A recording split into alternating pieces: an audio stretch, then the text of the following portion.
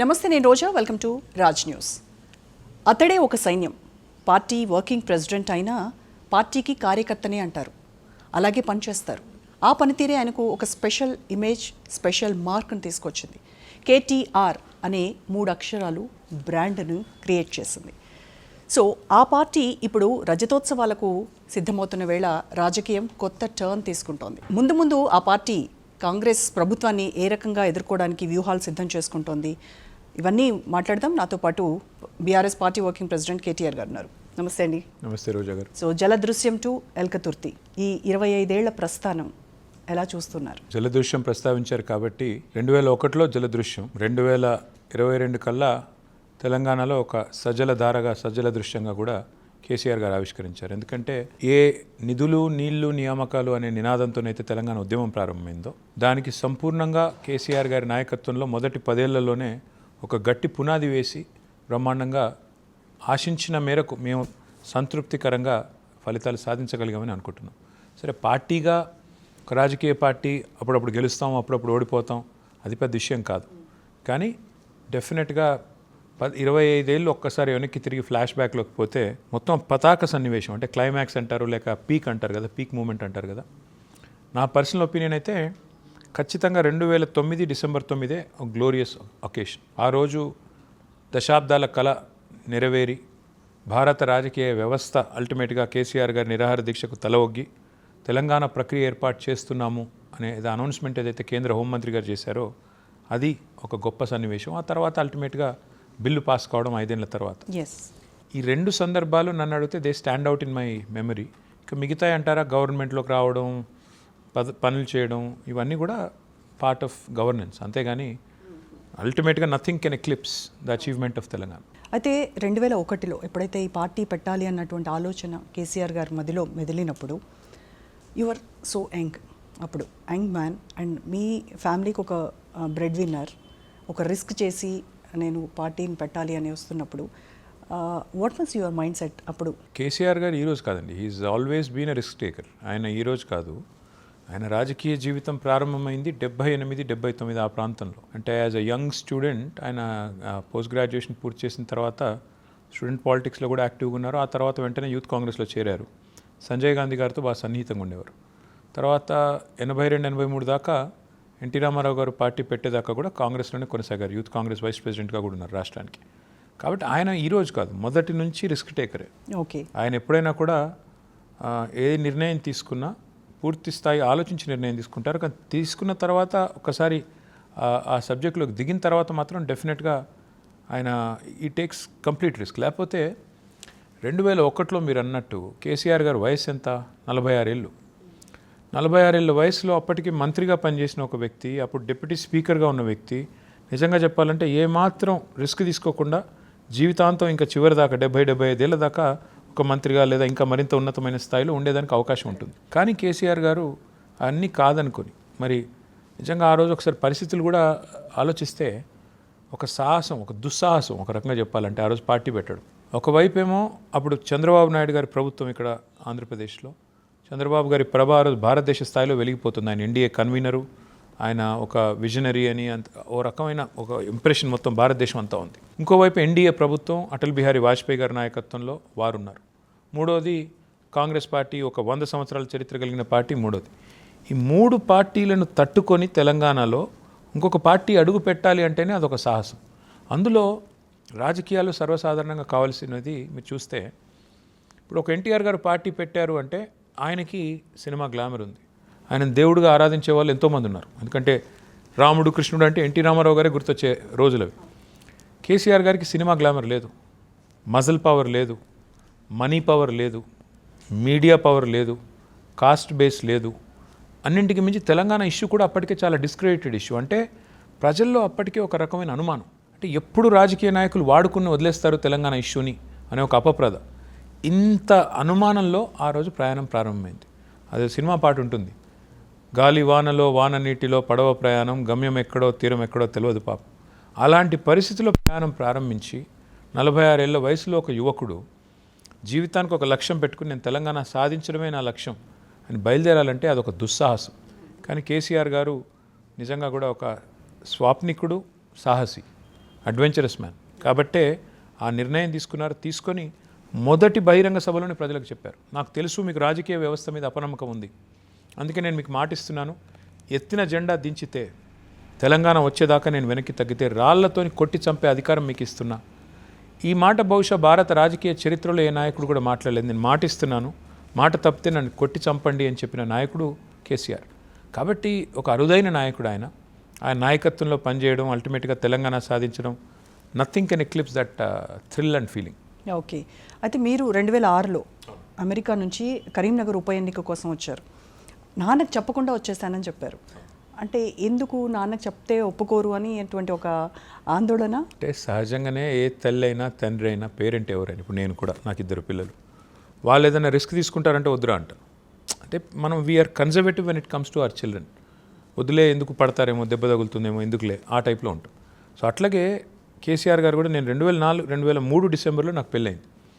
నేను అప్పుడే అన్నాను, నేను ఉండిపోతాను, ఎలక్షన్స్ ఉన్నాయి, నేను మీతో పాటు పనిచేస్తాను అంటే, ఇప్పుడు వద్దు, నేను పిలుస్తానులే, నువ్వు వెళ్ళు అన్నారు. నేను యూఎస్ వెళ్ళిపోయాను. మళ్ళీ 2004 సెప్టెంబర్లో నేను తిరిగి వచ్చాను. తిరిగి వచ్చింది కూడా నేను జాబ్ మీదే వచ్చాను. యూఎస్లో ఏ జాబ్ అయితే నేను చేసేవాడినో ఆ company they are looking for a person to head South Asia, ఈ మొత్తం ఇండియా, పాకిస్తాన్, శ్రీలంక, బంగ్లాదేశ్. అదే కంపెనీలో నేను ఈ సౌత్ ఏషియా రీజన్కి సేల్స్ డైరెక్టర్గా వచ్చాను. వచ్చి నేను బాంబే, ఢిల్లీ, ఆ బేస్ అంతా తిరుగుతూ ఉండేది. అది షిప్పింగ్ కంపెనీ. సో ఆ క్రమంలో నాకు చాలా టైం దొరికింది, ఎందుకంటే ఐ వాజ్ ద బాస్ కాబట్టి. నా ఆఫీస్ బాంబేలో ఉండేది, నేను మాత్రం ఫోన్ ద్వారా సేల్సే కదా కాబట్టి వ్యవహారం చేసేవాడిని.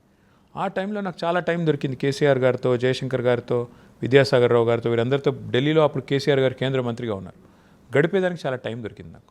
అలా దొరికినప్పుడు అక్కడ జరుగుతున్న పరిణామాలన్నీ జాగ్రత్తగా గమనించేది. ఎట్లా కేసీఆర్ గారు మదనపడ్డారు, బాధపడ్డారు, 36 పార్టీలను ఒప్పించడానికి. అక్కడ ప్రణబ్ ముఖర్జీ కమిటీ అని వేస్తే కాంగ్రెస్ ప్రభుత్వం, యూపీఏ ప్రభుత్వం, అందరినీ ఒప్పించుకురండి అన్నారు. కేసీఆర్ గారు ఇల్లు తిరిగి 36 రాజకీయ పార్టీలను, 42 పార్టీలకు ప్రాతినిధ్యం ఉంటే పార్లమెంట్లో 36 పార్టీలను ఒప్పించారు. అవన్నీ లేఖలు తీసుకెళ్ళి ఇచ్చారు. అయినా కాంగ్రెస్ అల్టిమేట్గా ఇవ్వలేదు. ఇవ్వకపోతే కేంద్ర మంత్రి పదవి రాజీనామా చేశారు. చేసిన తర్వాత ఒక దశలో ఇక్కడ కాంగ్రెస్ పార్టీ అధ్యక్షుడిగా ఉన్న వ్యక్తి ఆనాడు ఒక మాట అన్నారు, అసలు ఎక్కడుంది తెలంగాణ వాదం, వీళ్ళేదో చెప్పుకుంటున్నారు, ఏమీ లేదన్నాడు. అంటే దానికి నిరసనగా కేసీఆర్ గారు స్పందిస్తూ రాజీనామా చేశారు. చేసినప్పుడు నేను అనుకున్నది ఏమంటే, సరే నేను ఖుషీ జాబ్, కంఫర్టబుల్గా ఉన్నాను, లక్షల రూపాయలు సంపాదించుకుంటున్నాను, బాగానే ఉన్నా. కానీ ఒక తెలంగాణ బిడ్డగా ఇది డూ ఆర్ డై అనే బ్యాటిల్లో నా వంతు పాత్ర, నేనేదో పెద్ద నాయకుడిని, పెద్ద ఇదని కాదు, నా వంతుకు 10 ఓట్లన్నా వేయించగలిగితే నేనేదో ఉడతా భక్తిగా నా పాత్ర పోషించాలి అని చెప్పి నేను ఎన్నికల్లోకి పోవాలని చెప్పి నేను మా కంపెనీలో లీవ్ అడిగాను. ఒక 3 months లీవ్ కావాలి అన్న. అంటే వాళ్ళు అన్నారు, 3 months లీవ్ ఇస్తే మరి నువ్వు లేకపోతే కంపెనీ 3 months నడిస్తే ఇంకా నువ్వెందుకు అన్నారు. సో నేను కూడా ఆ టైంలో ఇంకా సార్కి చెప్పకుండానే రాజీనామా చేసి ఎలక్షన్ అయిపోయిన తర్వాత, ఎలక్షన్లో గెలిచిన తర్వాత అప్పుడు చెప్పాను. ఆయన నో అంటారు అన్నదానికంటే ఎక్కువ ఖచ్చితంగా నేను పని చేయాలి ఈ టైంలో, ఒక తెలంగాణ బిడ్డగా రాష్ట్రంలోని యువతంతా న్యాయంబడి రావాలని కేసీఆర్ గారు పిలుపునిస్తుంటే ఇంట్లో ఉన్న నేను పక్కన కూర్చోవడం ఏంటి అని చెప్పి ఆ ఉద్యమంలో, ఆ రోజు రాష్ట్రం వస్తుందో లేదో తెలియదు, ఆ రోజు మాకు గవర్నమెంట్ వస్తుందా, నేను మంత్రి అవుతానా, ఇంకోటి అవుతానా, నాకేమీ తెలియదు. కేవలం రాష్ట్రం వస్తే చాలు, మా నాన్నగారు ప్రారంభించిన ఈ సంస్థ విజయం సాధించాలి, లక్ష్యాన్ని ఛేదించాలి, ఇదొకటే తప్ప వేరే ఏజెండా లేదు. ఆ రకంగా అనుకోకుండా వచ్చాను. 2006 సెప్టెంబర్లో, ఆగస్టులో అనుకుంటా వచ్చిన తర్వాత 2009 దాకా నేను పనిచేస్తూ పోయాను. ఆ క్రమంలో అల్టిమేట్గా 9లో నాకు సిరిసిల్ల టికెట్ ఇచ్చారు, గెలిచాను. అక్కడి నుంచి ఇప్పటివరకు 5 సార్లు గెలిచాను. సో అట్లా అనుకోకుండా వచ్చిన జర్నీ తప్ప ఇంకోటి కనుక. చాలామంది అడుగుతుంటారు, ఏం ఆశించారు రాజకీయాలకు, ఏమీ ఆశించలేదు. నిజానికి 2014లో కేసీఆర్ గారు చాలా స్పష్టంగా ఉన్నారు. ఆ రోజు తెలంగాణ వచ్చిన తర్వాత పార్టీని కాంగ్రెస్లో విలీనం చేయడానికి చాలా సుముఖంగా ఉన్నారు. సరే, కాంగ్రెస్ అహంకార వైఖరి ప్లస్ ఇక్కడ తెలంగాణ సమాజం నుంచి కూడా ఒత్తిడి ప్రారంభమైంది. తెలంగాణ వచ్చిన తర్వాత మనకంటూ గొంతు ఉండాలి కదా, ఎందుకు మనం కలపాలి.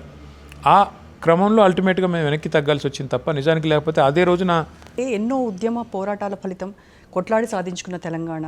మీరందరూ అంటే చాలామంది టీఆర్ఎస్ కార్యకర్తలు కావచ్చు, మీరు ప్రజలు, అందరూ విద్యార్థులు, ఎస్, రక్త మాంసాల ధార పోసి సర్వం త్యాగం చేసి మరీ సాధించుకున్న తెలంగాణని సిద్ధించుకున్న తర్వాత పార్టీని తీసుకువెళ్ళి దాంట్లో విలీనం చేస్తున్నారు. ఆల్రెడీ అన్నీ అయిపోయినాయి, చర్చలు అయిపోయినాయి, సోనియా గాంధీతో మాట్లాడేశారు, అన్నీ అయిపోయినాయి. సో కలిపేస్తారు. ఆ విలీన ప్రక్రియ చూసి మీకేమనిపించింది పర్సనల్గా? నేను పర్సనల్గా మొదటి నుంచి ఒక బలమైన నమ్మకం నాది, ఈ దేశంలో సకల దరిద్రాలకు కారణం కాంగ్రెసే అనేది నా విశ్వాసం. అంటే నా అభిప్రాయం. ఎందుకంటే 55 సంవత్సరాల పాటు ఒక పార్టీకి అవకాశం ఇస్తే ఈ దేశంలో, మీకు చిన్న ఎగ్జాంపుల్ చెప్తానండి. నేను 1980స్లో మనకంటే చైనా జీడిపి తక్కువ, మిడ్ 80స్లో. లేట్ 80s కాడికి వచ్చేసరికి ఇద్దరం ఈక్వల్ అయ్యాం, ఇండియా చైనా. కానీ ఈరోజు చైనా మనకంటే 7 times పెద్ద ఎకానమీ. ఏం జరిగింది అని ఆలోచిస్తే ఒక సగటు భారతీయుడిగా, సగటు యువకుడిగా బాధ అనిపిస్తుంది. మనమేమో ఇంకా కులము, మతము, పనికిమాలిన పంచాయతీలు ఇందులోనే ఇట్టుకొని పోయాం. వాళ్ళేమో ప్రపంచాన్ని ఎట్లా కాంకర్ చేయాలి, ప్రపంచానికే మనం ఎట్లా ఒక ఫ్యాక్టరీ అవ్వాలి, ప్రపంచంలోనే ఒక మ్యానుఫ్యాక్చరింగ్ హబ్గా ఎలా తయారవ్వాలి అన్న దిశగా వాళ్ళు వెళ్ళిపోయారు.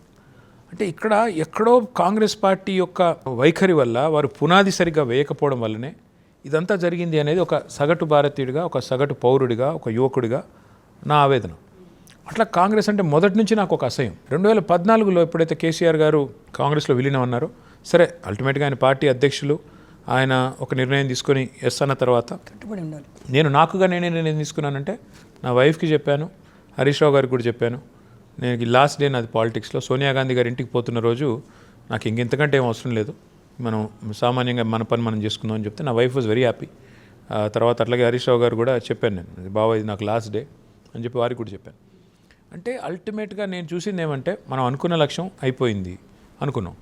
కానీ ఇందాక నేను చెప్పినట్టు కాంగ్రెస్ అహంకారం అనుకోండి, తర్వాత ఇక్కడ తెలంగాణ సమాజం వైపు నుంచి వచ్చిన ఒత్తిడి, పార్టీగా ఉండాలి అని, దానివల్ల అనుకోకుండా పార్టీ ఒంటరిగా పోటీ చేయాల్సి వచ్చింది. పోటీ చేసినప్పుడు మేము సన్నద్ధంగా లేము నిజానికి. మొత్తం 119 సీట్లలో పోటీ చేయడానికి యంత్రాంగం కానీ, మాకు ఆనాడున్న పరిస్థితుల్లో ఇంకా ఆర్థిక సంపత్తి కానీ ఇంకోటి కానీ లేదు. అయినా ప్రజల్ని నమ్ముకొని గుడ్డిగా దిగాం. అధికారం ఇచ్చారు ప్రజలు. ఇస్తే అద్భుతంగా కేసీఆర్ గారు పనిచేసిన తర్వాత 5 ఏళ్లలో 4.5 ఏళ్లలోనే మళ్ళీ తిరిగి ఎన్నికలకు పోతే 88 సీట్లు వచ్చాయి. మళ్ళీ పనిచేసాం. మళ్ళీ మొన్నటి ఎన్నికల్లో 2023లో స్వల్ప తేడాతో ఓటమి పాలయ్యాం. అది కూడా పెద్ద తేడా కాదు. కాబట్టి life has been kind, God has been kind. అంటే మీరేమో కుల మతాలకి అతీతంగా చేయాలని అంటున్నారు, కానీ దేశవ్యాప్తంగా చూస్తే కుల మత ప్రాతిపదికనే రాజకీయాలు నడుస్తూ ఉన్నాయి. సో మొన్న కూడా మీరు డెవలప్మెంట్ ఎజెండాతో వెళ్ళారు, ఓటమి పాలయ్యారు.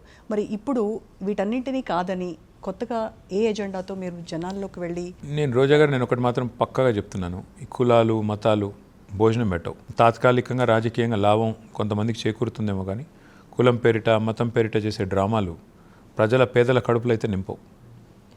నీ అల్టిమేట్గా విధానాలు, ఆర్థిక విధానాలు, అదేవిధంగా ఏ సెక్టర్లో ఏం చేయాలి, అభివృద్ధి అంటే ఎట్లా ఉండాలి, సంక్షేమం ఎట్లా ఉండాలి, సమాజంలో అట్టడుగున ఉన్నవాడికి ఉన్న అవసరం ఏంది, ఎట్లా చూసుకోవాలి, ఈ బ్యాలెన్స్ అనేది కనుక ఒక లీడర్కి, ఒక నాయకుడికి లేకపోతే ఆయన నాయకుడిగా ఫెయిల్ అన్నట్టే నా దృష్టిలో. ఎందుకంటే ఎన్ని రోజులు కులాలు మతాల పంచాయతీలు, ఎన్ని రోజులు వాటి మీద ఆధారపడి రాజకీయాలు, ఎన్ని రోజులు కేవలం ఓటు బ్యాంక్ రాజకీయాలు, ఇవన్నీ కూడా ఆలోచిస్తే మీరు కేసీఆర్ గారి గవర్నమెంట్ చూడండి, 10 ఏళ్ల పాటు మేము గవర్నమెంట్లోకి వచ్చినాడు చాలా అనుమానాలు ఉండేది. ఆంధ్ర తెలంగాణ తగాదాలు ఉంటాయి, ఆంధ్ర వాళ్ళని ఇక్కడి నుంచి పంపించేస్తారు, ఆస్తులు గుంజుకుంటారు, ఇట్లాంటి దిక్కుమాల ప్రచారాలు చాలా అయినాయి. కానీ ద మినిట్ కేసీఆర్ గారు బికేమ్ చీఫ్ మినిస్టర్, ఈ రోజు వరకు మేము దిగిపోయేదాకా ఒక్కటంటే ఒక్కటి ఎక్కడైనా చిన్న సంఘటన జరిగిందా, ఎవరి మీదన్నా వివక్ష కానీ ఇంకోటి కానీ?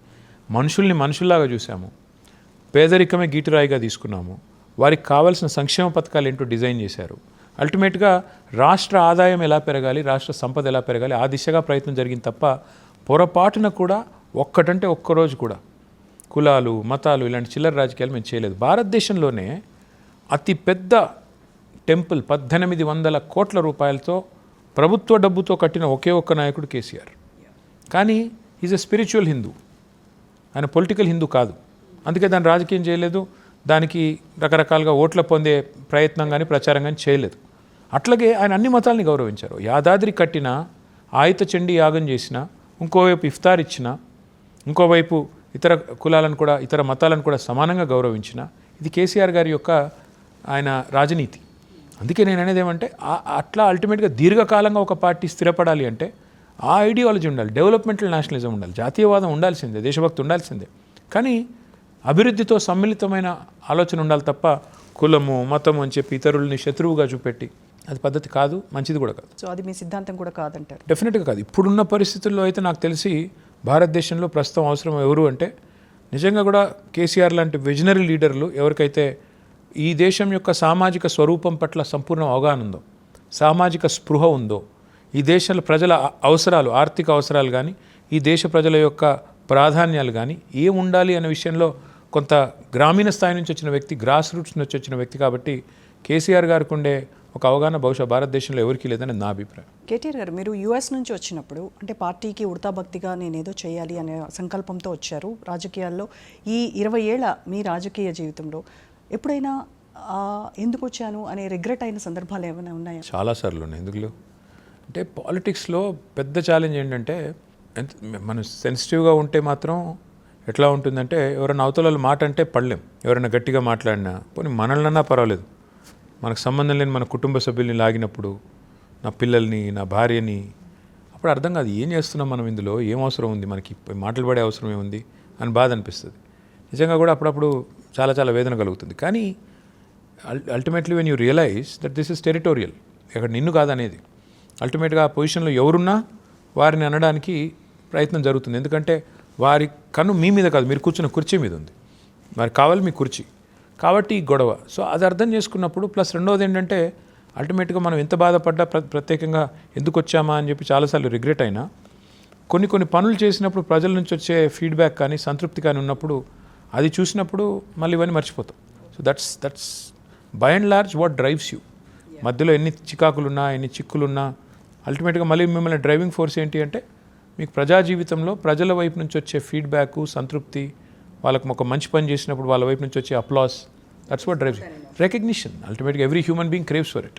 ఎస్, అంటే మీరు పొలిటికల్గా ఎంట్రీ ఇచ్చినప్పుడు అంటే ఎనీ యంగ్ పొలిటీషియన్కి ఒక మెంటార్ ఉంటారు.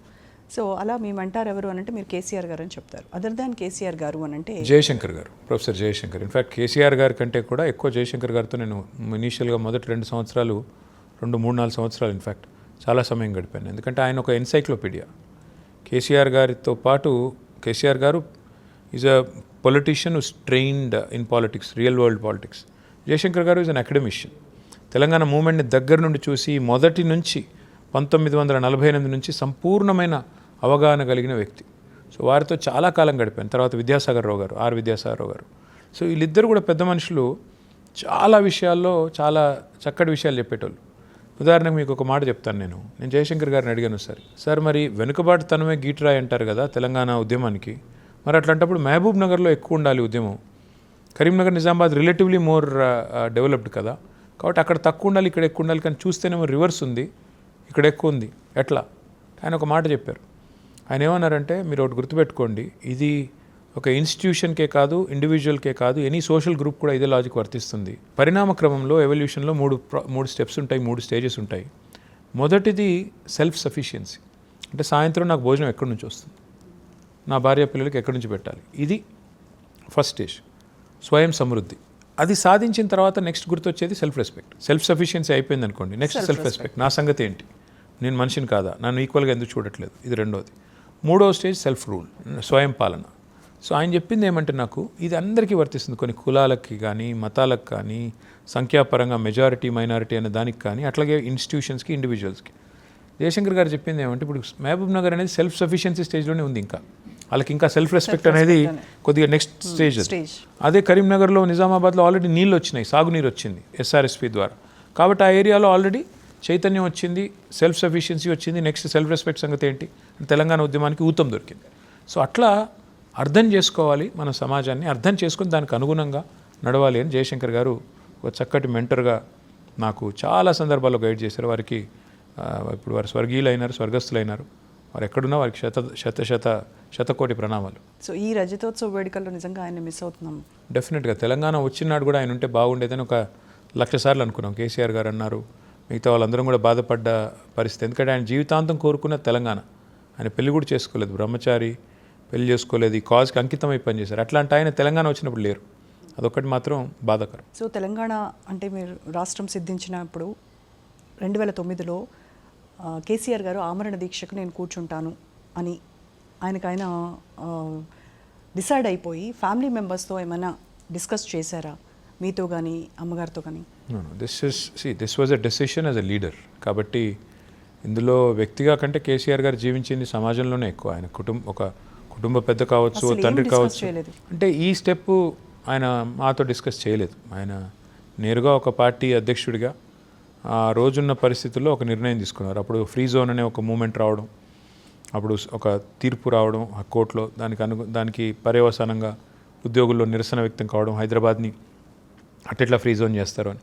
సో దాని నుంచి వచ్చింది ఆ రోజు ఉద్యోగ గర్జన అనే సభ. దాని తర్వాత వచ్చింది ఆమరణ దీక్ష అనే ఆలోచన. అంటే ఇట్లాంటి నిర్ణయాలు అల్టిమేట్గా దే ఆర్ పొలిటికల్ డెసిషన్స్. ఆయన పర్సనల్ డెసిషన్ కాదు కదా, కాబట్టి పొలిటికల్ డెసిషన్ కాబట్టి పర్సనల్గా మాతో ఏం చర్చించలేదు. బట్ మాకు తెలుసు ఏం జరుగుతుందో తెలుసు. బట్ దాని గురించి ఒక ప్రత్యేకమైన మీటింగ్ ఏం పెట్టలేదు, ఏం చెప్పలేదు. నేను డిసిషన్ తీసుకున్నాను, ఐఎమ్ గోయింగ్ అహెడ్ అని చెప్పారు అంతే. కానీ లాస్ట్ 2 days అంటే ఖమ్మంలో గవర్నమెంట్ హాస్పిటల్లో మనకు తెలుసు, అది ఒకసారి గుర్తు చేసుకుంటే అంటే ఆ టైంలో మీకేమనిపించింది? మీరు తీసుకున్న పెయిన్ కావచ్చు, ఆ ట్రామా ఎలా అనిపించింది?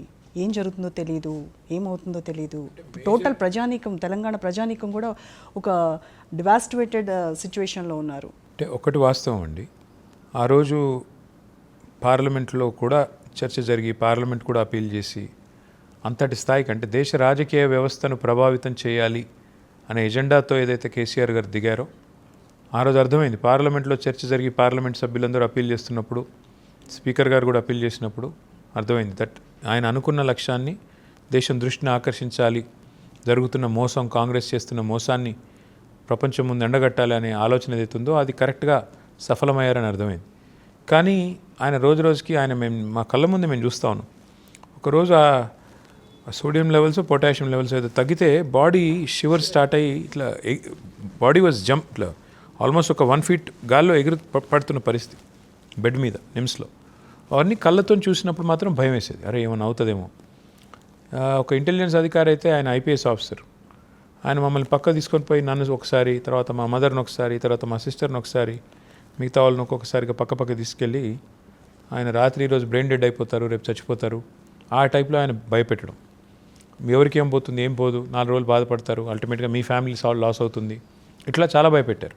సో ఇవన్నీ వెనక్కి తిరిగి చూస్తేనేమో ఇప్పుడు ఆ రోజు భయం వేసి ఉండొచ్చు. కానీ బట్ కేసీఆర్ గారు చాలా మొండి మనిషి.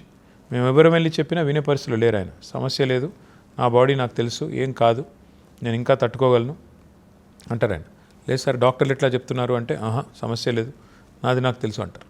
సో అట్లా చాలా చాలా బాధాకరమైన పరిస్థితి. But at the same time అల్టిమేట్గా ఇవాళ అది role model for the entire country. అంటే ఒక ప్రజాస్వామ్య పద్ధతుల్లో ఒక రాష్ట్ర సాధన లేదా ఒక లక్ష్య సాధన చేయాలి అంటే ఏ రకమైన వ్యూహం అవలంబించి జాతీయ రాజకీయ వ్యవస్థను ఒప్పించొచ్చున్నాక అది ఒక రోల్ మోడల్ అని చెప్పొచ్చు. సో ఎన్నికల్లో గెలిచిన తర్వాత రాజ్భవన్లో ప్రమాణ స్వీకారం చేయడం అనేది ఎనీ పొలిటీషియన్కి ఒక గ్రేట్ అచీవ్మెంట్. సో మీరు ఆ ఓత్ చేస్తున్నప్పుడు, ప్రమాణ స్వీకారం చేస్తున్నప్పుడు మీ మైండ్లో మెదిలినటువంటి అంశాలు ఏంటి? వాటిలో ఎంతవరకు మీరు అచీవ్ అయ్యారు అని? మీరు నేను చెప్తే నమ్మపోవచ్చు, కొంతమంది తిట్టుకోవచ్చు కూడా చూసేటోళ్ళు. కానీ నేను యాక్చువల్ కేసీఆర్ గారికి రోజు నాకు మంత్రి పదవి వద్దని అడిగాను, వద్దని చెప్పాను. ఎందుకంటే నేను అన్నది ఏమంటే, మీరున్నారు, మళ్ళీ మీ క్యాబినెట్లో మీ కొడుకుని పెట్టుకుంటే మీరు అనవసరంగా మీకు విమర్శలు వస్తాయి, వద్దు సార్ అని చెప్పాను. ఆయన ఒక మాట అన్నారు. ఆయన ఏమన్నారంటే, ఇప్పుడు కాదు ఇంకొక 4 టర్మ్ల తర్వాత నువ్వు ఎమ్మెల్యేగా చేసిన తర్వాత నిన్ను తీసుకుంటే కూడా అట్లాగే అంటారు. నువ్వు పదవి తీసుకొని ప్రూవ్ చేసుకో, నీకు కొన్ని శక్తి సామర్థ్యాలు ఉన్నాయి, ప్రూవ్ చేసుకో, ప్రూవ్ చేసుకుని ప్రజల దృష్టిలో నీ అడ్మినిస్ట్రేటివ్ ఎక్స్పీరియన్స్ సంపాదించుకో, ప్రజల దృష్టిలో కూడా అడ్మినిస్ట్రేటివ్ ఎబిలిటీస్ని ఎస్టాబ్లిష్ చేసుకో అని చెప్పారు. వారు ఆ మాట చెప్పిన తర్వాత ఆయన ఇంకో మాట కూడా అన్నారు. జనరల్గా ఒక మంత్రి పదవి అనేది అందరి డ్రీమ్. అది నీకు ఇంత నేను మీ నాన్నని కాబట్టి నేను ఇస్తున్నాను అనుకుంటున్నావేమో, నీకు ఎబిలిటీ ఉంది, చెయ్యి, నువ్వు ప్రూవ్ చేసుకో అని చెప్పారు. అప్పుడు అట్లాంటప్పుడు నేను కూడా కరెక్ట్గా దాన్ని తీసుకున్నాను. నాకు అదేమీ పెద్ద, అంటే ఆనెస్ట్గా నా ఎండ్ గోల్ అది కాదు. నాకు ఏ పదవి మీద పెద్ద వ్యామోహం ఈరోజు కూడా లేదు. ఏదో చేయాలి, ముఖ్యమంత్రి అయిపోవాలి, ఇవేవి లేవు, ప్రధానమంత్రి అయిపోవాలి, ఇలాంటివి ఏం లేవు. వచ్చాము ఈ ఫీల్డ్లోకి ఒక లక్ష్యం కోసం, తెలంగాణ అనే లక్ష్యం కోసం. అది వచ్చిన తర్వాత ఇప్పుడు ప్రజలు నాకు వరుసగా 5 సార్లు నన్ను సిరిసిల్ల నుండి గెలిపించారు. వాళ్ళకి సేవ చేయాలి. అది అధికారంలో ఉంటే అధికారంలో ఉన్నట్టు సేవ చేస్తాం, లేదా ప్రతిపక్షంలో ఉంటే ప్రజల తరపున కొట్లాడతాం, అంతే తప్ప పదవులు ఇన్సిడెంటల్ అండి. అంటే పదవులు వస్తాయి, రాకపోతే రావు. అట్లని చెప్పేసి పదవి లేకపోతే దుప్పటి కప్పుకొని ఇంట్లో పడుకోవడం, పదవి ఉంటే మాత్రమే బయటికి డాబుగా తిరగడం, ఇది కాదు రాజకీయం అంటే. రాజకీయం అంటే you have to be there no matter what. నీ పర్సనల్ లైఫ్లో ఏమవుతున్నా be there, speak on public issues, stand with people, question the government. అంతేగాని కేవలం పదవిలో ఉంటే రాజకీయం లేకపోతే లేదు, ఇది కరెక్ట్ కాదు. అంటే అధికారం లేకపోతే గాలి తీసిన బెలూన్లో అయిపోతారు అని అంటారు. Not at all. నాకైతే I'm enjoying this role. Okay, last 16-17 months I have enjoyed my role in opposition. This is fantastic. In fact, I enjoyed 2009 to 14 more. ఆ రోజు మేము తెలంగాణ మూవ్మెంట్లో మేము ఉన్నది కేవలం 10 మంది ఎమ్మెల్యేలు, కానీ మేము వచ్చాము అసెంబ్లీ కంటే అసెంబ్లీ స్తంభించిపోయేది. ఓకే. అమ్మ వీళ్ళు వచ్చారా మళ్ళీ అని స్పీకర్ గారు వాళ్ళందరూ అనుకుని ఎక్కడికక్కడ అయ్యో మళ్ళీ జై తెలంగాణ స్టార్ట్ అయింది నినాదం అనే పరిస్థితి. ఈరోజు కూడా మేము 16-17 నెలలుగా ఎన్ని పబ్లిక్ ఇష్యూస్ మీద కొట్లాడుతున్నాము, దానివల్ల ఎంతమందికి బెనిఫిట్ అయింది, ఎట్లా ఈ గవర్నమెంట్ని చెక్మేట్ చేయగలుగుతున్నాము, ఎట్లా ఈ గవర్నమెంట్ని మేము క్వశ్చన్ చేయగలుగుతున్నాము, ఎట్లా we're able to hold them accountable. ఇవి ఇంపార్టెంట్. రాజకీయంలో ప్రతిసారి ఒకటే రోల్ ఉండదు కదా. Your on the other side now, so fight it out. అంటే 10 ఏళ్ళు అధికారాన్ని అనుభవించారు, ఆ తర్వాత ప్రతిపక్షంలో కూర్చోవాలనంటే వాళ్ళు మెంటల్గా వీక్ అయిపోయారు. BRS leaders and BRS cadre కూడా నిరాశ నిస్పృహల్లో ఉన్నారు అనేటువంటిది ఒక నాట్ ఎట్ ఆల్ అండి. We're a party that has come from agitation. మేము ఉద్యమంలోంచి పుట్టిన ఒక సంస్థ కాబట్టి మాకు పదవులు ఒక లెక్క కాదు. ఆ రోజు కూడా ఎన్నిసార్లు రాజీనామాలు చేశాము, ఉప ఎన్నికలు. ఓ దశలో టీఆర్ఎస్ అంటేనే తెలంగాణ రాజీనామాల సమితి అని కూడా పెట్టారు మీడియా పేరు. అన్నిసార్లు రాజీనామాలు చేశాం. కేసీఆర్ గారు స్టార్ట్ చేసిందే రాజీనామాలతో. డిప్యూటీ స్పీకర్ పదవికి, ఎమ్మెల్యే పదవికి, తెలుగుదేశం పార్టీ రాష్ట్ర కార్యదర్శి పదవికి రాజీనామాలు చేసి పార్టీని ప్రారంభించారు. కాబట్టి మాకు పదవులను వదిలేయడం అనేది పెద్ద ఇష్యూ కాదు, లెక్క కాదు. పదవుల కోసం వెంపర్లాడడం కూడా పద్ధతి కూడా కాదు. ఈరోజు కూడా ఇంకొక 3 ఏళ్ళు ఉంది ఎలక్షన్కి. మాకేం తొందర లేదు. Wheel fight this government, wheel fight central government. డెఫినెట్గా వీళ్ళు చేసే దౌర్జన్యాన్ని, అన్యాయాన్ని ఎండగడుతూనే ఉంటాం, కొట్లాడుతూనే ఉంటాం, ప్రజల తరపున నిలబడతాం. ప్రజలు ఆశీర్వదిస్తే అధికారంలోకి వస్తాం, వద్దనుకుంటే ప్రతిపక్షంలో కంటిన్యూ అవుతాం. సో ప్రతిపక్షంలో ఉండి ప్రభుత్వంపై, ప్రజా సమస్యలపై మీరు గళమెత్తుతారు. అంతే కదా. అల్టిమేట్గా మీరు చేయగలిగేది, మీరు ఒక వాచ్ డాగ్ లాగా ఆ పొజిషన్లో ఉన్నప్పుడు క్వశ్చన్ చేయాలి, అడగాలి. 100 రోజుల్లో అమలు చేస్తాను గ్యారంటీలు అన్నారు. 500 రోజులు అయిపోయింది. ఏమైనా అడగకూడదా? ఏమైంది తులం బంగారం? ఏమైంది నెలకు 2500 మహిళలకు ఇచ్చేది? ఏమైంది పెంచుతానన్న పెన్షన్లు? ఎక్కడ పోయింది మీ రైతు బంధు? ఎక్కడ జరిగింది రుణమాఫీ? ఎక్కడిచ్చారు స్కూటీలు? ఎక్కడ పోయింది దళిత బంధు? 10 లక్షలు ఇస్తే 12 లక్షలు ఇస్తామన్నారు. సో ఇవన్నీ విషయాల్లో కూడా ఎప్పటికప్పుడు ప్రజల్ని జాగరూకుల్ని చేస్తూ, చైతన్యవంతుల్ని చేస్తూ, మా పార్టీ తరఫున మా కార్యకర్తలను కూడా మోటివేట్ చేస్తూ, తిరిగి భవిష్యత్తు మనదే, రాష్ట్రం మళ్ళీ తప్పకుండా మన చేతుల్లోకి వస్తుంది అధికారం అనే విషయాన్ని వారికి కూడా వివరిస్తూ ముందుకు పోవాలి. ఆ క్రమంలో ప్రజలు ఆశీర్వదిస్తే ఇప్పుడు అఖండమైన మెజారిటీతో రావచ్చు. చూసాం కదా, మొన్న జగన్మోహన్ రెడ్డి గారు ఒకసారి వచ్చారు, మళ్ళీ చంద్రబాబు నాయుడు గారు వచ్చారు. అట్లాగే రేపు మళ్ళీ ప్రజలు ఇప్పుడు కాంగ్రెస్ చేతిలో మోసపోయామన్న భావనలో ఉన్నారు. నాకు తెలిసి పెనం మీద నుంచి పొయ్యిలో పడాలని ఎవరు కోరుకోరు. కాంగ్రెస్ను వదిలేసి బీజేపీకి వైపు ఎవరు మొగ్గుతారని నేనైతే వ్యక్తిగతంగా అనుకోను. కాబట్టి డెఫినెట్గా మళ్ళీ తిరిగి కేసీఆర్ గారే ఈ రాష్ట్రానికి సారథ్యం వహించాలి అనే కోరిక ప్రజల్లో ఉంది, మా పార్టీ కార్యకర్తల్లో ఉంది.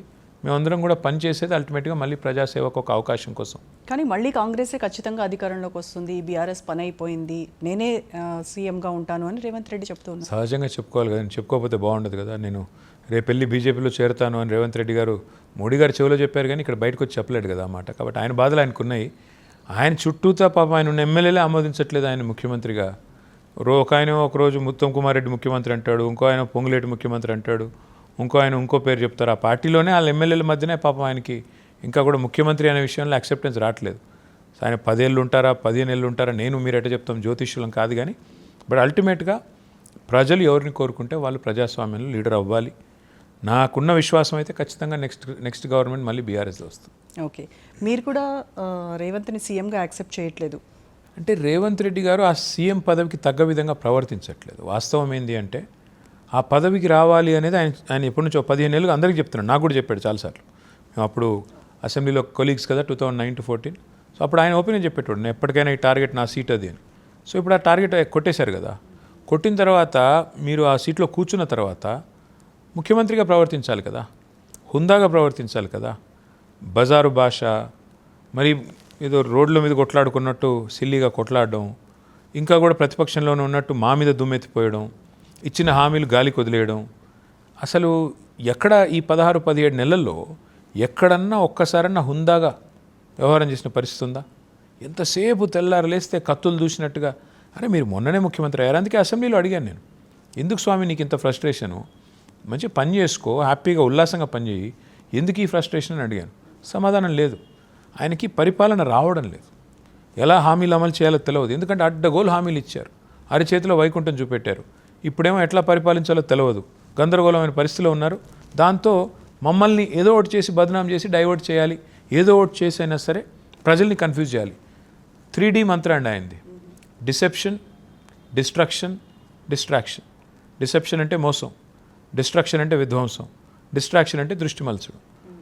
మూసీ పేరిట, హైడ్రా పేరిట పేదల ఇల్లు కొట్టాలి, పెద్దవాళ్ళ ఇల్లు మాత్రం ముట్టరు, వాళ్ళ బ్రదర్ ఇల్లు ముట్టరు, పట్నం మహేందర్ రెడ్డి ఇల్లు ముట్టరు, పొంగులేటి శ్రీనివాసరెడ్డి గారి ఇల్లు ముట్టరు, చెరువుల మధ్యలో కట్టినా కాంగ్రెస్ వాళ్ళు అయితే ముట్టరు. డిసెప్షన్, మోసం. ఎన్ని 420 హామీలు, ఒకటి కాదు రెండు కాదు, అన్ని హామీలు ఇచ్చారు, ఏది అమలు కాదు. డిస్ట్రాక్షన్. మరి ఏం చేయాలి? హామీలు అమలు కావట్లేదు, డైవర్షన్ చేయాలి, డిస్ట్రాక్షన్ చేయాలి, మీడియా మేనేజ్మెంట్ చేయాలి. కేసీఆర్ గారి మీద ఏదో అయిపోతుంది, ఏదో కమిషన్, ఈ కమిషన్, ఆ కమిషన్, ఫార్ములా ఈ కేసు. ఏం కేసు? అందుకే నేను అనేది ఏమంటే పరిపాలన మీద దృష్టి పెట్టి, గవర్నెన్స్ మీద దృష్టి పెట్టి, గాసిప్స్ మీద తక్కువ దృష్టి పెడితే రేవంత్ రెడ్డి గారికి, పార్టీకి మంచిది, కాంగ్రెస్ పార్టీ. అయితే బీఆర్ఎస్ 10 ఏళ్ళు అధికారంలో ఉండి ప్రజాపాలనను పూర్తిగా గాలికి వదిలేసి అవినీతి, అక్రమాలు వీటికి సొంత ఖజానా నింపుకున్నటువంటి బీఆర్ఎస్ నాయకులకి ఈరోజు మా ప్రభుత్వాన్ని విమర్శించే నైతిక హక్కే లేదని అంటున్నారు కాంగ్రెస్ వాళ్ళు. అదే అంటారు, ఇంకేమంటారు. కానీ నేనేం కాకపోతే అనేది ఇదే ఊకదంపుడు ఉపన్యాసాలు 10 ఏళ్ళుగా ఇచ్చారు. అక్రమాలు, అవినీతి. మరి 16-17 నెలలు అయిపోయింది. ఎక్కడ జరిగింది అక్రమం? బయట పెట్టండి, ఆధారాలు కోర్టులో పెట్టండి, రుజువు చేయండి దోషులుగా. ఎవరు వద్దన్నారు మిమ్మల్ని? మొత్తం అధికారం మీ చేతిలో ఉంది కదా, బడేబాయి కూడా మీతోనే ఉన్నారు కదా. మరి మంచిగా చక్కగా ఇద్దరు కలిసి ఎక్స్పోజ్ చేయండి. ఏం చేస్తారు అంటే ప్రతి దానిలో ఒక నెగిటివ్ మెంటాలిటీ, ఒక నెగిటివ్ ఫ్రేమ్ ఆఫ్ మైండ్తో ఆలోచించే వ్యక్తి రేవంత్ రెడ్డి గారు. కోకాపేట భూముల్లో ఏదో కుంభకోణం జరిగింది అంటాడు. ఏం కుంభకోణం స్వామి? ఇప్పుడు మరి నువ్వే వచ్చావు కదా, రద్దు చేయడు. ఓఆర్ఆర్లో స్కామ్ అంటాడు, 1,00,000 కోట్ల స్కామ్. 1,00,000 కోట్లు ఎక్కడిది? ఆ బొంద ఎక్కడిది? ఎక్కడుంది అందులో అంటే ఏదో రద్దు చేస్తాడు, చేయడు. అంటే ఆ రోజు మాట్లాడిన మాటల్ని, ఆ రోజు నిజాలుగా భ్రమించిన కొన్నింటిని ఈరోజు వాస్తవాలుగా ఖరారు చేసేదానికి కింద మీద పడుతున్నారు. ఫార్ములా ఈలో అవినీతి అంటాడు. నేను చెప్పాను, ఫార్ములా ఈలో అవినీతి ఏముంది? ఆ ఈవెంట్ హైదరాబాద్ నుంచి పోకూడదు, తెలంగాణ నుంచి అని చెప్పి ఒక 45 కోట్ల రూపాయలు ప్రభుత్వం నుంచే విధానపరమైన నిర్ణయం తీసుకొని ఆ సంస్థకు కట్టానని నేను చెప్తున్నాను, ఉన్నాయని ఆయన చెప్తున్నాడు. ఇంకా అవినీతి ఎక్కడిది? అందుకే నేను అడిగాను రేవంత్ రెడ్డి గారిని, అయ్యా నీకు ధైర్యం ఉంటే నువ్వు రా, లైవ్ టీవీలో కూర్చుందాం, లైవ్ డిటెక్టర్ టెస్ట్ పెట్టు, నేను పెట్టుకుంటా. నీ మీద కూడా ఏసీబీ కేసు ఉంది కదా, నా మీద కూడా పెట్టావు కదా, ఇద్దరం కూర్చుందాం. లైవ్ డిటెక్టర్ టెస్ట్లో రాష్ట్ర ప్రజలందరినీ తేల్చని ప్రశ్నలు ప్రజల్ని అడగమందాం, నేను సమాధానం చెప్తాను. నేను అబద్ధం చేసి చెప్తున్నానా, నిజం చెప్తున్నానా, ప్రజలే ఖరారు చేసుకుంటారు. నువ్వు అబద్ధం చెప్తున్నావా, నిజం చెప్తున్నావా, నువ్వు దొంగవా, నేను దొంగనా, ప్రజలు తేలుస్తారు కదా. ఇచ్చేద్దామంటే రాడు. ఇప్పుడు నేను ఛాలెంజ్ చేసి కూడా 3 నెలలు అయింది. అంటే దీన్ని బట్టి మీరు చెప్పొచ్చు, అంటే ఎన్నిసార్లు ఎన్ని ఆరోపణలు చేసినా ఇంతవరకు కనీసం ఒక్కటంటే ఒక్కటి, గాలి మాటలు తప్ప ఒక్కటంటే ఒక్కటి రుజువు చేసే పరిస్థితి ఉందా? ఇది వాస్తవం. హెచ్సియు భూములు కూడా బీఆర్ఎస్ అధికారంలోకి వచ్చి ఉంటే ఖచ్చితంగా ఈ భూముల్ని బిల్లిరావు అనే వ్యక్తికి కట్టబెట్టేవాళ్ళు అని ఆరోపిస్తున్నారు. దానికి ఏమైనా ఆధారం, తాడు బొంగరం ఏమైనా ఉందా? ఊరికేనే వాగడమేనా? అధికారంలో ఉన్న వాళ్ళు తాడు బొంగరం లేకుండా నోటికి ఏది పడుతుంది మాడతారా? ఆ బిల్లిరావు ఎవరు నేను జీవితంలో కలిశానా? మా కేసీఆర్ గారు కలిశారా? ఎవరు కలిశారు? ఆయన అది వీళ్ళ అధికారంలో ఉండింటే, అది వచ్చింటే, ఆయన బతికుంటే.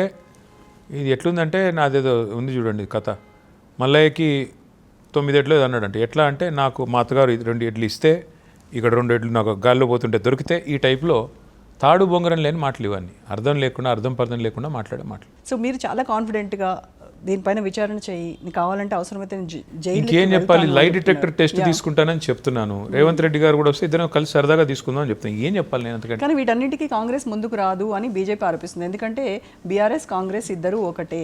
కరెక్ట్, ఇద్దరం ఒకటే. ఎందుకంటే ఏప్రిల్ 2024లో నరేంద్ర మోడీ గారు తెలంగాణకు వచ్చారు. వచ్చి ఏం చెప్తారు? ఇక్కడ ఆర్ఆర్ ట్యాక్స్ వసూలు అవుతుంది, విచ్చలవిడి అవినీతి జరుగుతోంది, బిల్డర్ల తోలు వలిచి స్క్వేర్ ఫీట్కి 200 రూపాయలు తీసుకుంటున్నారని మోడీ గారు ఆరోపణ చేశారు. గంభీరమైన ఆరోపణ. ఎందుకంటే ప్రధానమంత్రి, ఆయన ఆషామాషి వ్యక్తి కాదు. మరి అంత పెద్ద వ్యక్తి ఆ మాట మాట్లాడి 1 ఇయర్ దాటిపోయింది. ఒక్క అడుగు ముందు పడ్డదా? ఏమైనా ఎంక్వైరీ చేశారా? పోనీ ఒక కమిటీ రిపోర్ట్ తెప్పించుకున్నారా? ఇన్వెస్టిగేషన్ ఏమైనా చేశారా? ఏమీ లేదు. మరి ప్రధానమంత్రి గాలి మాటలు మాట్లాడతారా? రెండవది, మొన్న హైదరాబాద్ సెంట్రల్ యూనివర్సిటీలో సుప్రీంకోర్టు అపాయింట్ చేసిన empowered committee, central empowered committee report ఇచ్చింది. ఇక్కడ ఫైనాన్షియల్ ఫ్రాడ్ జరిగింది, వెంటనే ఒక స్పెషలైజ్డ్ ఇన్వెస్టిగేటివ్ ఏజెన్సీ ద్వారా విచారణ జరిపించండి అని చెప్పారు. ఇప్పటి వరకు ఒక అడుగు ముందు పడిందా? పడదు.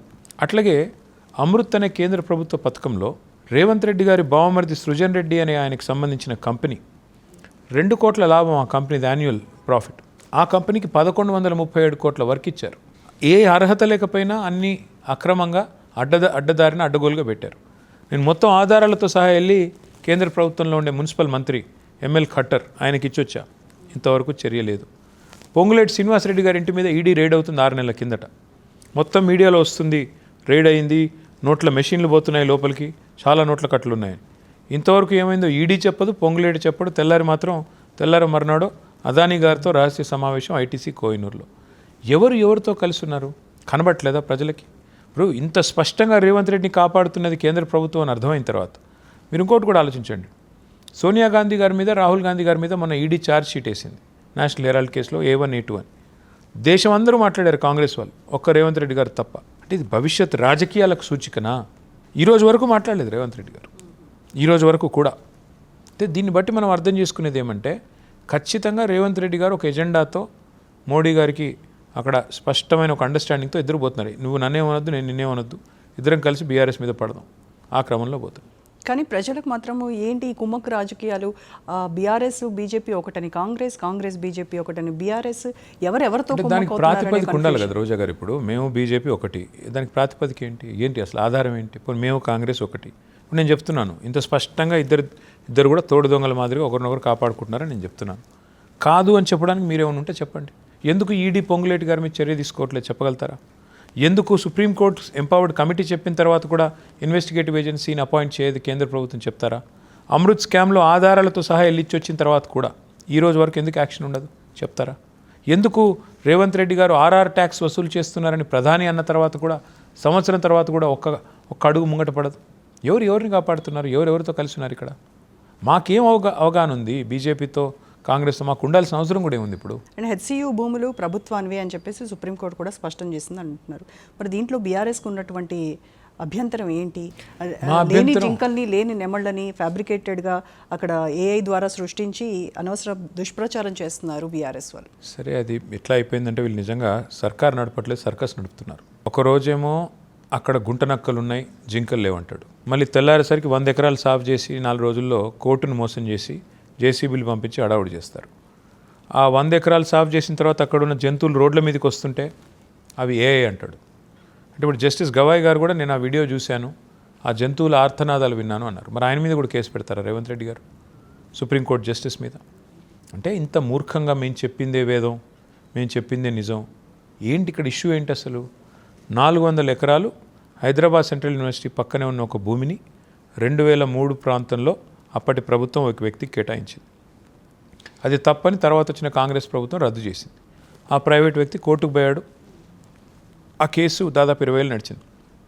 మా ప్రభుత్వంలో మేము కూడా కొట్లాడాం ప్రభుత్వం తరపున. ఫైనల్గా మన మార్చి 2024లో తీర్పు వచ్చింది. కానీ ఏం జరిగింది? 25 ఏళ్లలో ఆ ఏరియా మొత్తం ఒక జంగల్ లైక్ క్యారెక్టర్ వచ్చేసింది. సుప్రీంకోర్టు తీర్పు 96లోనే స్పష్టంగా ఇచ్చారు, ప్రైవేటు భూమా ప్రభుత్వ భూమా అన్నది కాదు, దానికి ఫారెస్ట్ లైక్ క్యారెక్టరిస్టిక్ ఉంటే 0.4 కంటే ఎక్కువ క్యానపీ అంటే ఇట్లా అల్లుకొని మొత్తం షేడ్ లాగా వచ్చేది. సో ఆ పరిస్థితి ఉంటే అది ఖచ్చితంగా ఫారెస్ట్ అని చెప్పారు. అలాంటి భూములు గుర్తించమని కూడా చెప్పారు. మరి ఇప్పుడు ఆ భూమి ఫారెస్టా కాదా అని తేల్చాల్సింది సుప్రీంకోర్టు, మీరు నేను కాదు.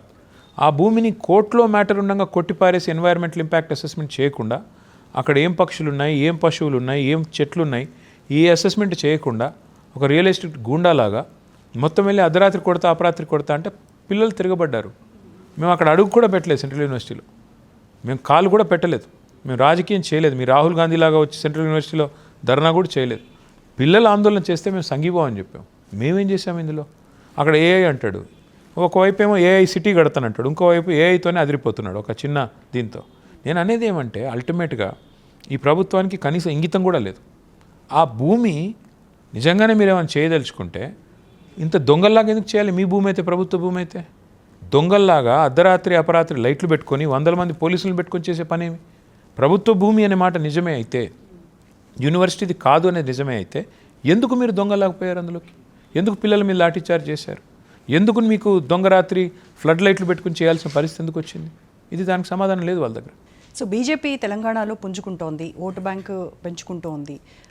కాంగ్రెస్ ప్రభుత్వానికి ఆల్టర్నేట్ పార్టీ ఏదైనా ఉందంటే అది బీజేపీనే. బీఆర్ఎస్ పని అయిపోయిందని కూడా బీజేపీ వాళ్ళు ప్రచారం చేస్తారు. కానీ వాస్తవం ఏమంటే మీరు ఆలోచించండి, ఈరోజు భారతీయ జనతా పార్టీ నుంచి గెలిచిన 8 మంది ఎంపీలు ఎవరైతే ఒక్కొక్కరు భవిష్యత్తులో మేము ముఖ్యమంత్రులు అయిపోతామని కలలు కంటున్నారో వారందరి పరిస్థితి మీరే ఆలోచించండి. వారిలో ఏ ఒక్కరన్నా సొంత అసెంబ్లీ సీటు గెలిచారా? బండి సంజయ్ గారు 2 సార్లు తన సొంత సీట్లో కరీంనగర్లో మా పార్టీ చేతిలో ఓడిపోయారు. అరవింద్ గారు అట్లాగే ఓడిపోయారు. రాజేంద్ర గారు ఓడిపోయారు. కిషన్ రెడ్డి గారు ఓడిపోయారు. లక్ష్మణ్ గారు ఓడిపోయారు. రఘునందన్ రావు గారు ఓడిపోయారు. వీళ్ళందరినీ సొంత అసెంబ్లీ సీట్లలోనే బీఆర్ఎస్ఏ ఓడించింది.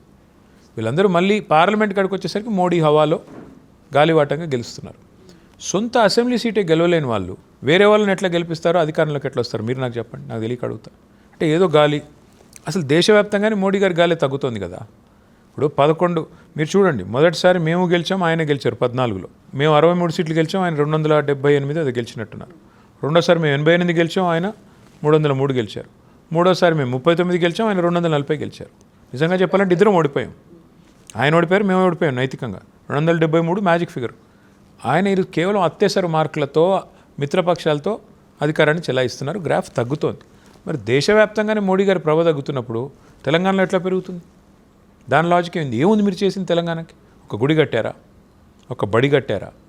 ఒక కాలేజ్ తెచ్చారా? ఒక్క ఇండస్ట్రీ తెచ్చారా? ఏం పని చేశారు తెలంగాణకు? మీరు ఒక్కటి చెప్పండి నాకు. అంటే కేంద్ర గ్రాంట్స్, కేంద్ర నిధులు ఇవి లేకుండానే రాష్ట్రం ఫ్లరిష్ అవుతోందా? నిజం చెప్పాలంటే రూపాయి తెలంగాణ కడితే పన్నుల రూపంలో కేంద్రానికి మనకు తిరిగి వచ్చేది 45 పైసలు. సో కేంద్రం వల్ల తెలంగాణ బాగుపడుతుందా, తెలంగాణ వల్ల కేంద్రం ముందుకు పోతుందా ఆలోచించాలి మనం. ఎందుకంటే జాతి నిర్మాణంలో, భారత జాతి నిర్మాణంలో ఇవాళ టాప్ 5 కాంట్రిబ్యూటర్స్లో తెలంగాణ ఒకటి. కాబట్టి తెలంగాణ వల్లకే ఒకప్పుడు ఎన్టీ రామారావు గారు అన్నారండి, కేంద్రం మిథ్య అని. అసలు స్టేట్సే లేకపోతే సెంటర్ ఎక్కడిది? సో నిజంగా కూడా అది వాస్తవం. స్టేట్స్ పన్నులు కట్టకపోతే, స్టేట్స్ లేకపోతే సెంటర్ అనేది ఎక్కడిది? యూనియన్ గవర్నమెంట్ ఎక్కడిది? అందుకే ఈ కనీస స్పృహ లోపించి మూర్ఖంగా మాట్లాడుతుంటారు. డబుల్ ఇంజన్ అంటారు ఒకరు. డబుల్ ఇంజన్ సర్కార్. నేను అడుగుతున్నా, 2014 నుంచి 23 వరకు తెలంగాణ కంటే బెటర్ పర్ఫార్మింగ్ స్టేట్ ఏదైనా డబుల్ ఇంజన్ స్టేట్ చూపెడతారా మీరు నాకు? పర్ క్యాపిటల్ ఇన్కంలో కానీ, వ్యవసాయ విస్తీర్ణంలో కానీ, పారిశ్రామికీకరణలో కానీ, one double engine state that is done better than Telangana. Please show me. చూస్తే మాట్లాడదాం. అయితే హైదరాబాద్ స్థానిక సంస్థల ఎమ్మెల్సీ ఎన్నికల్లో ఎంఐఎంని కల్పించడానికే కాంగ్రెస్, బీఆర్ఎస్ ఇద్దరు పోటీ చేయలేదు అని. ఎంఐఎంని గెలిపించాలంటే ఎంఐఎంకి ఓటేసుకోలేం కదా. మాకెందుకు ముసుగులో గుద్దులాట? మాకు అక్కడ సంఖ్య లేదు గెలిచేదానికి, అభ్యర్థిని పెట్టేదానికి. అభ్యర్థిని పెట్టలేదు. మేము ఓటింగ్ని బాయ్కాట్ చేసి మా పని మేము చేసుకున్నాము. అక్కడ కాంగ్రెస్, ఎంఐఎం కలిసి పోటీ చేసాయి, గెలిచాయి. సో మాకు ఏం చేసినా మేము బాజాప్తాగానే చేయడం అలవాటు, బేజాప్తా మాకు అలవాటు లేదు. మేము ఒకవేళ పోటీ చేసేది ఉంటే చేసేటోళ్ళం. మేము చేస్తామని చెప్పి చేసేటోళ్ళం. మాకు సంఖ్య లేదు. అలాంటప్పుడు ఎందుకు పోటీ చేయాలి? పార్టీ పేరు మాత్రమే మార్చాము, డిఎన్ఏలో మార్పు లేదు అని అన్నారు. మరి ఇప్పుడు బీఆర్ఎస్గా 25వ రజతోత్సవ సభలు చేసుకుంటూ ఉన్నారు. తెలంగాణ అనేటువంటి పేరుని విస్మరించడం లేదంటే అందులోంచి తీసేయడం వల్ల ఏదైనా నెగటివ్ మీ రాజ్ న్యూస్ వారితో నాకు ఒక రిక్వెస్ట్. నా రిక్వెస్ట్ ఏమంటే, మీది ఒక 4-5 కెమెరాలు తెలంగాణలోని గ్రామాల్లోకి పంపి వాళ్ళని ఒక మాట అడగండి. గులాబీ జెండా చూపెట్టి ఇది ఏ పార్టీ అని అడగండి. వాళ్ళు టీఆర్ఎస్, బీఆర్ఎస్ అనరండి, తెలంగాణ పార్టీ అంటారు. మా పార్టీ పేరే తెలంగాణ పార్టీ. ఈరోజు కూడా మీరు ఎవరన్నా సామాన్యుని ఎవరు కోటేసామంటే తెలంగాణ కోటేసిన అంటారు. మాకు ఓటేసిన వాళ్ళు మీరు అడిగితే తెలంగాణ కోటేసిన అంటారు. సింపుల్. మా పార్టీ గులాబీ జెండా అంటేనే పర్యాయ పదమే తెలంగాణ. కేసీఆర్ అంటేనే తెలంగాణ, తెలంగాణ అంటేనే కేసీఆర్. అంతకంటే ఏం చెప్పాలి ఇంక నేను? సో మాకు పేరు మారినంత మాత్రాన సాంకేతికంగా మేము మహారాష్ట్రలోనూ ఇంకొకరినో పోటీ చేయాలంటే పేరు మార్చుకోక తప్పని పరిస్థితి. ఆడ పోటీ చేయాలంటే ఏం చేయాలి? మేము ఆడపోతే తెలంగాణ పార్టీ అంటారు టీఆర్ఎస్ అంటే. పోటీ చేయాలంటే బీఆర్ఎస్ అని మార్చుకుని పోయాం. సరే, అప్పుడప్పుడు వ్యూహాల్లో, ఎత్తుగడల్లో ఒక అడుగు వెనక్కి తగ్గితే తప్పేం లేదు. ఎందుకంటే ఇప్పుడు ఒక ఎదురు దెబ్బ తగిలింది, ముందు మేము ఇంట గెలవాలి, ఇప్పుడు మళ్ళీ తెలంగాణలో తిరిగి గెలవాలి. గెలిచిన తర్వాత భవిష్యత్తులో మేబీ విస్తరించడానికి అవకాశం వస్తుందేమో, ఎవరికి తెలుసు. 2 సీట్లున్న పార్టీ ఇవాళ అధికారంలోకి 240 సీట్లతో అధికారంలోకి రాలేదా? 303 సీట్లు కూడా సాధించలేదా? ఏమైనా జరగవచ్చు. చాలా రోజుల తర్వాత కేసీఆర్ గారు ఒక సభలో మాట్లాడబోతున్నారు.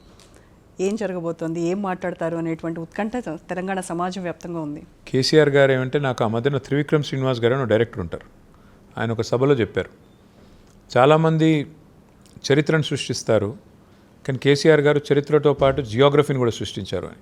సో కేసీఆర్ గారి మౌనము సంచలనమే, కేసీఆర్ గారి మాట సంచలనమే. కేసీఆర్ గారు మాట్లాడిన న్యూసే, మాట్లాడిపోయిన న్యూసే. That is KCR. సో మీరు ఎల్లుండి మరి తినబోతు రుచులు అడగకూడదు. ఎల్లుండి ఏం మాట్లాడతారు కేసీఆర్ గారు అంటే మనం ఎల్లుండి దాకా ఆగాల్సిందే. మరి ఇక్కడ ట్రైలర్లు టీజర్లు ఏమి ఉండవుగా.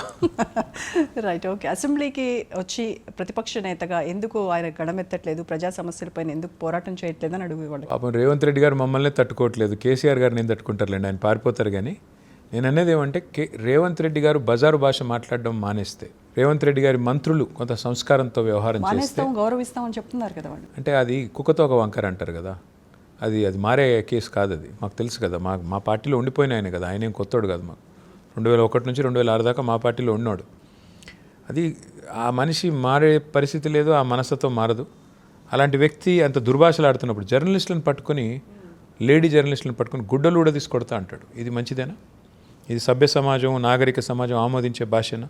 తోడుకలు తీస్తా అని ముఖ్యమంత్రి అసెంబ్లీలో, అంటే ఇంత పరుషంగా, ఇంత చిల్లరగా ఆ మాటలు కేసీఆర్ గారు అవన్నీ విని ఆ భూషణలన్నీ కూడా అలంకారాలుగా భావించాలి. ఎందుకు రావాలి కేసీఆర్ గారు? ఒక వ్యక్తిగా, ఆయన ఫ్యాన్గా, ఒక కార్యకర్తగా నేను చెప్తున్నా, కేసీఆర్ గారు ఇట్లాంటి అంగుష్ట మాత్రులు ఇవాళ అధికారంలో ఉన్నప్పుడు అట్లాంటి అసెంబ్లీకి రావాల్సిన అవసరం లేదు. గతంలో మీకు గుర్తు తెచ్చుకోండి, ఎన్టీ రామారావు గారు, జయలలిత గారు, కరుణానిధి గారు ముగ్గురు కూడా వివిధ సందర్భాల్లో అసెంబ్లీని బాయ్కాట్ చేసిన రోజులు ఉన్నాయి.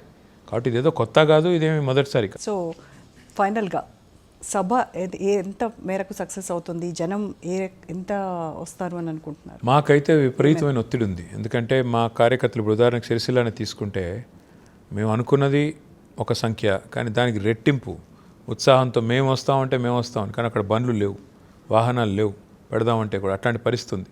ఇంకోటి కిక్కిరిసిపోతుంది, ఖచ్చితంగా ట్రాఫిక్ జామ్లు అవుతాయి. అందుకే అవన్నీ నివారించడానికే నిన్న మొన్న అంతా తంటాలు పడతా ఉన్నాం. 2000 మంది వాలంటీర్లను పెట్టాము. ఇంకా చాలా కింద మీద పడతా ఉన్నాం. సీసీ కెమెరాలు, వైర్లెస్ సెట్లు, ఎన్నెన్నో చేస్తూ ఉన్నాం. బహుశా నాకున్న అవగాహన మేరకైతే టీఆర్ఎస్ బీఆర్ఎస్ చరిత్రలో ఇది ఒక అతిపెద్ద బహిరంగ సభల్లో ఒకటి అవుతుంది. ఫైనల్గా మీ పైన ఉన్న ఒక ప్రధాన విమర్శతో నేను వైండప్ చేస్తాను. పార్టీ నేతలకు కేటీఆర్ అందుబాటులో ఉండరు అనేది మీ పైన ఉన్నటువంటి, మరి అది ఎవరు చెప్పారో మీకు, కానీ నేనైతే అందుబాటులోనే ఉంటున్నాను, తిరుగుతున్నాను. ఇంకా అందుబాటులోకి రావాలనుకుంటే తప్పకుండా వస్తాను. ముందు కేటీఆర్ని ఏ రకంగా చూస్తాం మేము? తప్పకుండా ఈ పొజిషన్లో ఒక కార్యకర్తగా, ఒక నాయకుడిగా, నా పార్టీలో ఉన్న ఒక కీలకమైన పదవిలో ఉన్న వ్యక్తిగా నేను పార్టీ తిరిగి అధికారంలోకి రావడమే నా లక్ష్యం. ఎందుకు అంటే అధికారమే పరమావిధి కాదు, కానీ ఇవాళ తెలంగాణ కొన్ని అరాచక శక్తుల చేతుల్లోకి పోయింది. దీన్ని తప్పకుండా తిరిగి గాడిన పెట్టాలి అంటే కేసీఆర్ గారే సరైన నాయకుడు. వారి నాయకత్వంలోనే ముందుకు పోతాం. నాకంటూ వ్యక్తిగతంగా ఎజెండా లేదు, ఏ ఆశయం కూడా లేదు, పదవుల పట్ల వ్యామోహం కూడా పెద్దగా లేదు. కాబట్టి డెఫినెట్గా నేను నా పని నేను చేసుకుంటూ, పార్టీ ఇచ్చిన పని చేసుకుంటూ ముందుకు పోతాను. Okay, thank you so much KTR.